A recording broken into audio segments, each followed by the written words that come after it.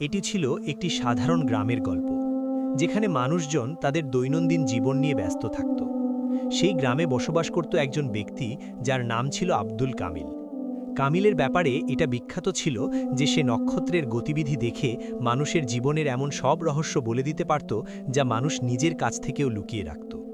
তার ইলমের খ্যাতি এতই বেশি ছিল যে বড় বড় সওদাগররা তাদের জাহাজ সমুদ্রে ভাসানোর আগে তার কাছ থেকে শুভক্ষণ বের করে নিত। কামিল তার গদিতে বসে সামনে রাখা একটি পুরনো কাগজের ওপর দাগ কাটছিল। তার চেহারা এক অদ্ভুত অহংকার ছিল, যা তার প্রতিটি কথায় ফুটে উঠত।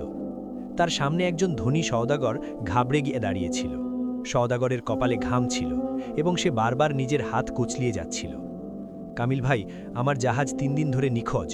আমার ভয় হচ্ছে কোথাও জলদস্যুরা তা লুট করে নেয়নি তো। আপনি একটু হিসেব করে বলুন যে আমার মালপত্র নিরাপদ আছে কিনা।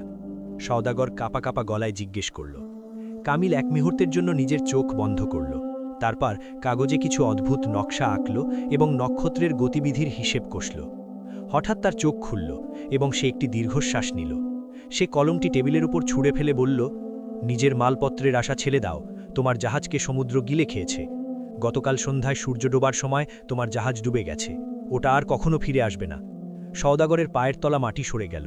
সে কাঁদতে লাগল এবং বলতে লাগল, কিন্তু কামিল ভাই, আমি তো আমার সব জমানো পুঁজি ওতেই লাগিয়ে দিয়েছিলাম। কামিল চরম অবহেলার সাথে হাত নেড়ে বলল, যা নক্ষত্ররা লিখে দিয়েছে তা হয়েই থাকে। আমার ইলম কখনো ভুল হয় না। এবার এখান থেকে যাও এবং পরের জনকে আসার রাস্তা দাও। সওদাগর কাঁদতে কাঁদতে সেখান থেকে চলে গেল।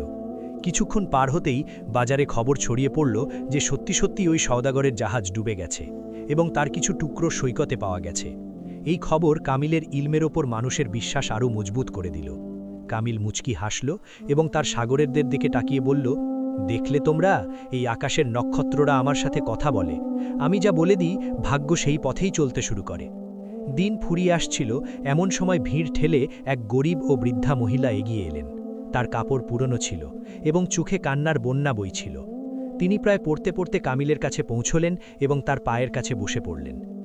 হে জ্ঞানের বাদশা, আমায় সাহায্য করো। আমার একমাত্র যুবক ছেলে জীবন মৃত্যুর সাথে লড়ে যাচ্ছে। হাকিমরা জবাব দিয়ে দিয়েছেন। তুমি শুধু একবার নক্ষত্রদের দেখে বলে দাও যে তার জীবনে কি আয়ু বাকি আছে, সে কি বাঁচতে পারবে। বৃদ্ধা মহিলা অনুনয় বিনয় করে আঁচল পেতে জিজ্ঞেস করলেন। কামিল সেই মহিলার অসহায়ত্বকে উপেক্ষা করে পুনরায় তার বই খুলল। সে ওই মহিলার ছেলের নাম এবং জন্মের সময় জিজ্ঞেস করল। সে যতই হিসেব কষছিল, তার কপালের ভাঁজ ততই গভীর হচ্ছিল। ঘরে নীরবতা ছেয়ে গেল। সবাই শ্বাস বন্ধ করে কামিলের উত্তরের অপেক্ষায় ছিল। অনেকক্ষণ পর কামিল মাথা তুলল। তার চোখে দয়ার একটুও